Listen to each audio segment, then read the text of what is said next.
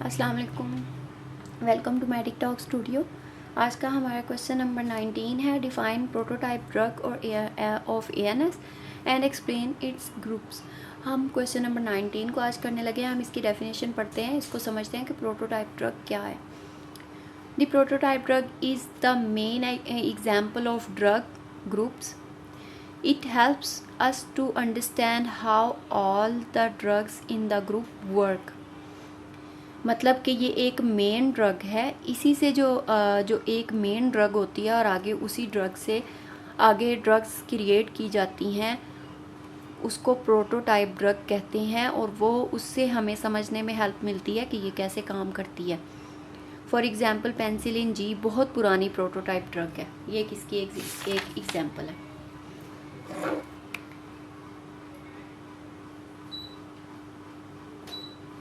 Okay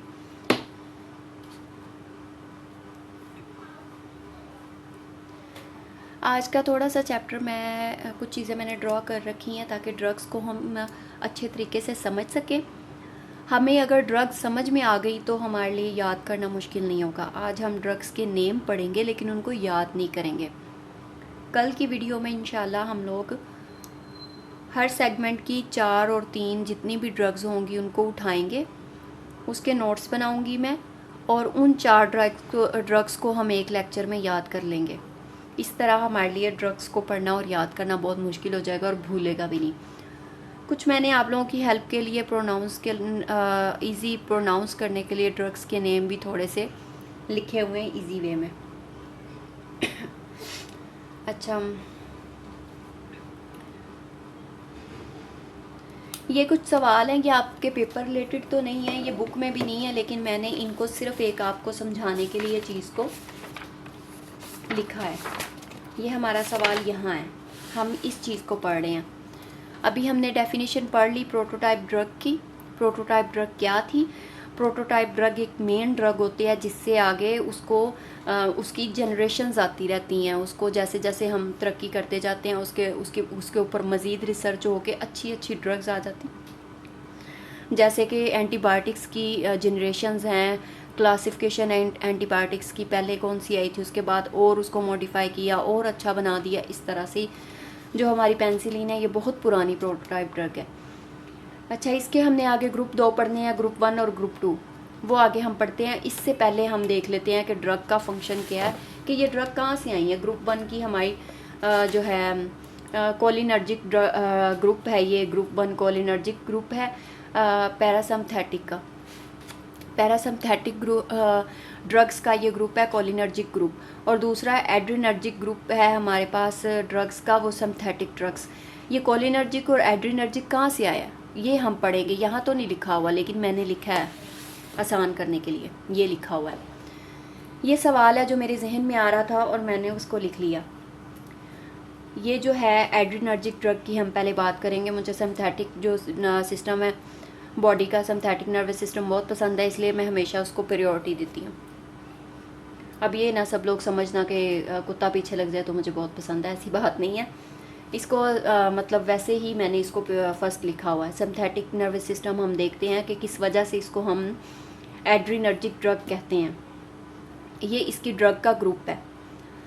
group और type जो है ना वो आपने याद रखनी है, 2 ही हमारे पास है, एड्रीनर्जिक और कोलिनर्जिक। इनको क्यों कहते हैं? Why is called adrenergic? It work like adrenaline, also called epinephrine. ये एपिनेफ्रीन और जिसको एड्रीनालिन भी कहते हैं कि ड्रग के 2 नाम है, उसकी तरह से ये काम करती है। और उसकी तरह से क्यों काम करती है? It helps the body act like sympathetic nervous system. ये बॉडी को पुश करती है कि सिम्पथेटिक नर्वस सिस्टम उसका एक्टिव हो। It increase heart rate, blood pressure, breathing, just like stress और डेंजर में जैसे हमारा बॉडी एक्टिव हो जाता है, ये उस तरह से बॉडी को एक्टिव कर देती है एड्रीनर्जिक ड्रग्स का जो ग्रुप है। इस ग्रुप में आगे हम पढ़ेंगे 4-5 जो है ना ड्रग्स आएंगी अलग अलग नाम की। एड्रीनालिन और एपिनेफ्रीन कहाँ से आता है? यह मैंने 2 डायग्राम बनाई हुई हैं। सिम्पथेटिक न्यूरॉन हम पढ़ते हैं, पहले भी मैंने पढ़ाया था। ये उसका प्री गैंग्लियन है ये उसका, और ये उसका गैंग्लियन है जैसे हमने पहले पढ़ा था। यहाँ से यहाँ एक रिसेप्टर है, ये रिसेप्टर मैंने बनाया हुआ है, ये और ये रिसेप्टर है। इसके दरमियान में जो गैप है, यहाँ एसिटाइलकोलिन जो है वो एक्ट करती है।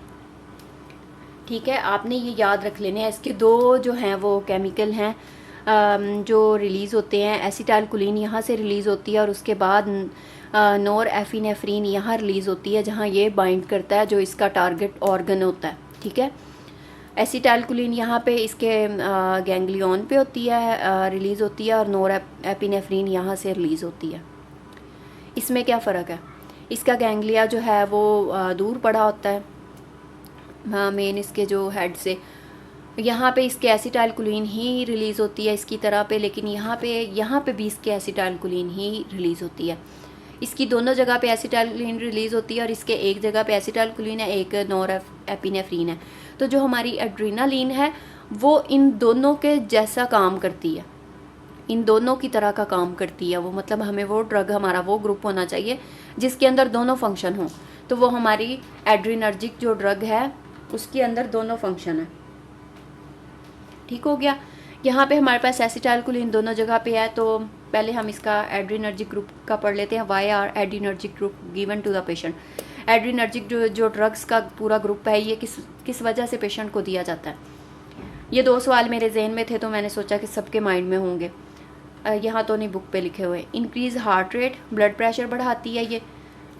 Helpful in shock and BP, क्योंकि हमारा सिस्टम जो है वो सिंथेटिक नर्वस सिस्टम जो है हमारा, उसका मेन काम ही हार्ट रेट को बढ़ाना है। अगर हमारा हार्ट रेट बहुत ज़्यादा कम है, हमारे बॉडी में सिंथेटिक नर्वस सिस्टम हमारा एक्टिव नहीं हो रहा, तो हम उसको एड्रेनर्जिक ग्रुप की ड्रग देंगे ताकि उसका हार्ट रेट जो है वो थोड़ा सा बढ़े। और शॉक में जब ब्लड जो होता है वो ब्रेन की तरफ नहीं जा रहा होता तब भी उसको देना पड़ता है। ओपन एयरवेज, जब किसी को सांस नहीं आ रहा होता तो उसको भी एड्रेनर्जिक दिया जाता है ताकि वो उसके एयरवेज खुले। हमने इसके फंक्शन में पढ़ा था सिंथेटिक नर्वस सिस्टम के, जब अगर किसी को याद हो तो हम ज़्यादा सांस लेने लग जाते हैं डेंजर, जब हम ख़तरे की हालत में होते हैं। हेल्पफुल होता है ड्यूरिंग हार्ट अटैक हो जाए तो हार्ट काम करना बंद कर दे, उसकी तरफ ब्लड जाना रुक जाए, तो एड्रेनर्जिक ड्रग्स का ग्रुप जो है इसमें से ड्रग दी जाती है ताकि हार्ट अटैक जो है उसमें पेशेंट को क्योर किया जा सके। By making the heart work faster, जो दिल जो हमारा हार्ट है वो काम करना शुरू कर देता है। Stop bleeding by narrowing blood vessels खुल जाती हैं, ब्लड ज़्यादा हार्ट की तरफ जाना शुरू हो जाता है। तो ये हमारे कहीं पर जो है वो प्रेशर आने की वजह से ब्लड जो हमारी ब्लड वेसल है वहाँ से ब्लीडिंग होना शुरू हो जाए, तो ये एड्रेनर्जिक जो ड्रग का ग्रुप है ये वहाँ भी हमें मेडिसिन हम ड्रग दे सकते हैं ताकि ये ब्लीडिंग रुक जाए। ये था हमारा एड्रेनर्जिक ग्रुप। हमने पढ़ लिया कि किस वजह से इसको ये कहते हैं और ये क्यों दिया जाता है। आगे हमारा पैरासिम्पथेटिक का जो एसिटाइलकोलिन है इसके दोनों जगह पे रिलीज़ होती, तो हमें इन दोनों जगह पे काम करवाने के लिए हमें एसिटाइलकोलिन ही चाहिए होगी। मतलब कि अगर हमने अपना बॉडी का पैरासिम्पथेटिक नर्वस सिस्टम एक्टिव करना है तो हमने एसिटाइलकोलिन का जो ग्रुप है उसी की ड्रग देनी पड़ेगी ताकि हमारा पैरासिम्पथेटिक एक्टिव हो जाए सिस्टम। अगर हम डेंजर कंडीशन से बाहर आ गए हैं और हमारा हार्ट रेट नॉर्मल नहीं हो रहा, दिल की धड़कन बहुत ज़्यादा तेज़ है, तो हम उसको एसिटाइलकोलिन का जो इसको कोलिनर्जिक ड्रग कहते हैं। आगे हम पढ़ लेते हैं अगले पेज पे। कोलिनर्जिक ड्रग्स है, इस ड्रग्स के जो ग्रुप है उसकी मेडिसिन हम देंगे पेशेंट को अगर उसका हार्ट रेट बहुत ज़्यादा है, कम नहीं हो रहा तो। अच्छा, why it's called cholinergic drug, इसको कोलिनर्जिक ड्रग क्यों कहते हैं? मैंने आपको बताया कि ये एसिटाइलकोलिन ही हमारा दोनों जगह से रिलीज़ हो रहा है, इसलिए हमें इसको कोलिनर्जिक ड्रग्स का ग्रुप कहा गया है। These are called cholinergic drugs because they act like acetylcholine, ये एसिटाइलकोलिन की तरह काम करते हैं और हमें पैरासिम्पथेटिक एक्टिव कराने के लिए एसिटाइलकोलिन की ही ज़रूरत होती है। तो ये जो ड्रग्स हैं ये इसकी तरह काम करती हैं, इसलिए इनको नाम दिया गया cholinergic drugs. The word cholinergic comes from choline, part of acetylcholine। ठीक हो गया, कोलाइन से ही ये निकाला है उन्होंने और इसका नाम जो है कोलिनर्जिक दे दिया। Why are cholinergic drugs given to the patient? ये वाले क्वेश्चन हमारी बुक में नहीं है लेकिन ये समझाने के लिए मैंने लिखे हुए हैं। Slow down the heart rate ये स्लो कर देती है। Helpful in fast heart beat, जो टैकीकार्डिया होता है, हमारी फास्ट हार्ट बीट बहुत ज़्यादा फास्ट होती है, स्लो नहीं हो रही होती, तो उसमें हम कोलिनर्जिक ड्रग्स के ग्रुप में से कोई ड्रग देंगे ताकि वो उसका हार्ट रेट नॉर्मल हो जाए, डेंजर से वो बाहर आ गया बंदा। इंक्रीज डाइजेशन, हमारी डाइजेशन जो होती है वो हमारी डेंजर कंडीशन में नहीं हो रही होती, तो इसलिए जब हम वापस अपनी रेस्ट की हालत में आते हैं तो डाइजेशन होना शुरू हो जाती है। लेकिन अगर हमारी पैरासिम्पथेटिक एक्टिव ना होगा तो हमारी डाइजेशन नहीं होगी, जिसकी वजह से कॉन्स्टिपेशन होगी। तो फिर हमें कोलिनर्जिक ड्रग्स के ग्रुप में से कोई ड्रग दी जाती ताकि हमारी कॉन्स्टिपेशन ख़त्म हो, हमारी डाइजेशन हो। इंक्रीज सलाइवा एंड टीयर्स, हमारी अगर ज़ुबान खुश्क हो जाती है, हम सलाइवा नहीं हमें मतलब आ रहा होता, सिक्रीशन नहीं हो रही होती सलाइवा की, डेंजर की कंडीशन में हमारा सिम्पथेटिक नर्वस सिस्टम एक्टिव हुआ है, तो यहाँ हम वो ड्रग हमें दी जाएगी जिसकी वजह से हमारा सिक्रीशन होने शुरू हो जाएगी इंजाइम्स की, यहाँ पे सलाइवा की और टीयर्स की। Use in dry mouth and dry eyes, जो कि ड्राई आइज़ में और ड्राई माउथ में हम यूज़ करेंगे दवाई। Help pass urine if difficulty in urine, अब हमारा सिम्पथेटिक नर्वस सिस्टम एक्टिव था, हमें यूरिन नहीं आ रहा था, लेकिन जब हम ख़तरे की हालत से बाहर आ गए हैं तो हमें यूरिन आना चाहिए ना, तो जब यूरिन नहीं आ रहा होगा तब हमें ये ड्रग दी जाएगी ताकि हमारा बॉडी नॉर्मल कंडीशन में आ जाए और यूरिन आए। ठीक हो गया। अब हम चलते हैं ड्रग्स की तरफ। आज का लेक्चर मुझे लगता है छोटा सा ही है, तो लिखते हुए तो इतना टाइम इसको लग गया, मुझे लगा कि शायद ये बहुत लंबा लेक्चर हो जाएगा। चलो कोई बात नहीं। मेरा भी आज बोलने का कोई ख़ास इतना मूड नहीं था। मैंने अब इसके 4 पार्ट्स बना लिए हैं ड्रग्स के। पहले हमने इन चारों को ऐसे याद कर लेना है, पढ़ेंगे हम इस तरह से कि हमें ये चारों याद हो जाएं, ठीक है। और ये जो मेरी ड्रग की जो वीडियोस होंगी 1 2 3 4, ये 4 वीडियो होंगी, मैंने ज़्यादा लंबा नहीं इसको लेक्चर्स को खींचना। इन चारों वीडियोस को जिन लोगों ने ड्रग्स को याद करना है ना, वो तो कोई 4-5 बार हर वीडियो को 4-4 5-5 बार देखेंगे तो उनको ये याद हो जाएंगी ड्रग्स। और लिखूँगी मैं इतना आसान करके। जो सिम्पथेटिक नर्वस सिस्टम की हैं वो 2 तरह की ड्रग्स होती हैं, एगोनिस्ट और एंटेगोनिस्ट। ये लफ्ज़ हमने इस्तेमाल करने एग्जामिनर ने ये वर्ड यूज़ नहीं करने, हो सकता है वो करे भी, लेकिन ये हमारे लिए समझने के लिए लिखे हुए हैं। एग्जामिनर जो लफ्ज़ इस्तेमाल करेगा वो करेगा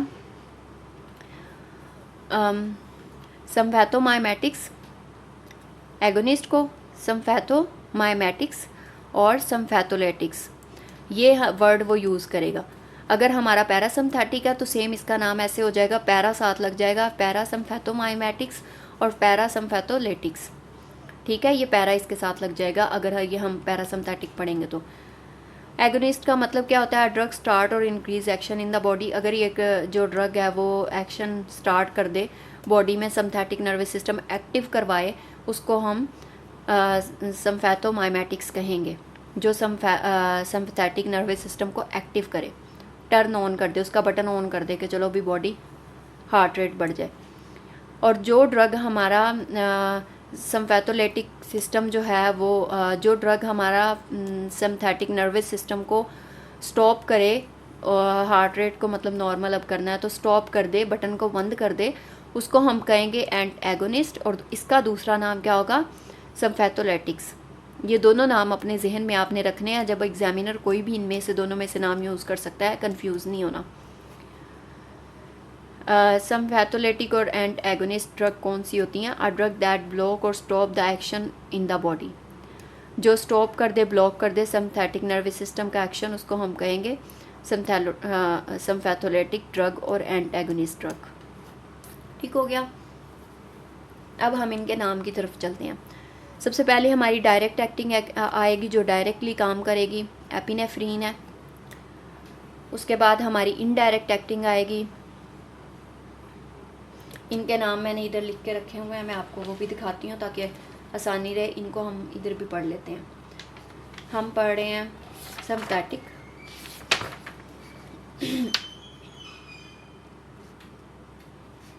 हाँ ये बुक नज़र आ रही होगी। डायरेक्ट एक्टिंग ड्रग है एपिनेफ्रीन। ये इस तरह से मैंने गूगल से देख के ये लिखे हैं नाम प्रोनाउंस करने के लिए। मेडिसिन के नेम अगर आप गलत प्रोनाउंस करेंगे तो वो अच्छा इम्पैक्ट नहीं पड़ता आप पे भी और सुनने वाले पे भी, अगर आप मेडिकल प्रोफेशन से ताल्लुक़ रखते हैं तो। इसलिए मैंने ये आपको तरीका बताने के लिए यहाँ पे लिखा हुआ है ताकि जो है आप गूगल ट्रांसलेटर निकालेंगे तो वहाँ से आप यहाँ पे ये नाम लिखेंगे और उसको आप 3-4 बार सुनेंगे तो नीचे वो इस तरह से आपको इजी वे में लिख के दे देगा, प्रोनाउंस लिख के, तो आगे ये लिख देगा कि ऐसे प्रोनाउंस करना है। ये एपिनेफ्रीन है, वो इस तरह से नीचे लिख देगा epinephrine. Indirect acting agonist, indirect acting या जो इनडायरेक्टली तौर पे एक्ट करती है और वो सिंथेटिक नर्वस सिस्टम को एक्टिव करती है, इसका नाम लिखा हुआ है इम्फेटामिन। इम्फेटामिन, इम्फेटामिन।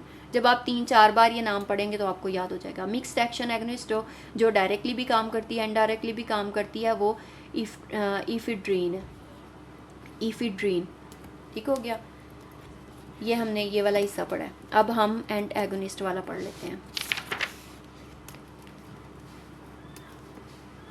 एंट एगोनिस्ट में हमारे पास थी अल्फ़ा ब्लॉकर, जो कि हमारे अल्फ़ा जो रिसेप्टर्स हैं हमारी बॉडी पे उनको ब्लॉक कर देती है। इसको हमने प्रोनाउंस ऐसे करना है पिराजोसिन, पिराजोसिन। और आगे बीटा ब्लॉकर है जो हमारे बीटा रिसेप्टर्स को ब्लॉक कर देती है, प्रोप्रेनिलॉल। इसको इसी तरह से आपने अपनी बुक्स पे लिख लेना ताकि आपको पढ़ने में मुश्किल ना हो, 2-4 बार पढ़ेंगे आपको याद हो जाएगा। प्रोप्रेनिलॉल। उसके बाद ड्रग्स इफेक्टिंग न्यूरोट्रांसमीटर अपटेक और रिलीज़। जो ड्रग्स हैं वो ये उर्दू मैंने लिखा हुआ, दिमाग के अंदर केमिकल मैसेज जो न्यूरोट्रांसमीटर जाते हैं उनको या तो ज़्यादा करवाती है, ये रोक देती है, ये वाली ड्रग। ये क्या है? रेजरपिन, रिजरपिन और रेजरपिन, जो भी आप कह लें। ये हमने पढ़ लिया ऊपर वाला ये वाला ब्लॉक। अब हम पढ़ते हैं पैरासिम्पैथिक का एगोनिस्ट और एंटागोनिस्ट। वो शुरू में है, हाँ ये रहा। डायरेक्ट एक्टिंग है इसमें भी एसिटाइलकोलिन। इनडायरेक्ट एक्टिंग जो रिवर्सिबल है, जो मतलब कि इसको रिवर्स किया जा सकता है, इसका एंटीडोट मेडिसिन दी जा सकती है अगर इसकी ओवरडोज हो जाए तो। इसका नाम फिजोस्टिगमीन है। और इनडायरेक्ट एक्टिंग जो ड्रग है इरिवर्सिबल, मतलब कि अगर ये ओवरडोज हो जाती है तो ये इसका एंटीडोट नहीं है, इकोथायाफेट। और रीएक्टिवेशन ऑफ एसिटाइलकोलिन ईस्ट्रेज, जिसके साथ ईस्ट्रेज आ जाए उसका मतलब इंजाइम्स होता है। एसिटाइलकोलिन इंजाइम जो है उसकी रीएक्टिवेशन करवाती है ये जो ड्रग है पिरालिडॉक्सिन। उसके बाद आ जाती हैं एंटागोनिस्ट ड्रग इसकी, पैरासिम्पैथोलिटिक ड्रग्स। एंटी मस्करेनिक एजेंट है ये, मस्करेनिक रिसेप्टर्स को ब्लॉक करती है, एट्रोपिन है, ठीक है। और गैंग्लियोनिक ब्लॉकर है, गैंग्लिया पे सिग्नल्स को ब्लॉक कर देती है, जो न्यूरॉन के ऊपर गैंग्लिया बना होता है जहाँ से एसिटाइलकोलिन जो है वो रिलीज़ होता है उसमें पैरासिम्पैथिक में, उसके सिग्नल्स को ब्लॉक कर देती है ताकि वो रिलीज़ ना हो। न्यूरोमस्कुलर ब्लॉकर जो है ये नर्व और मसल के दरमियान में जो सिग्नल होते हैं वो ब्लॉक कर देती हैं। ये 2 ड्रग हैं यहाँ पे।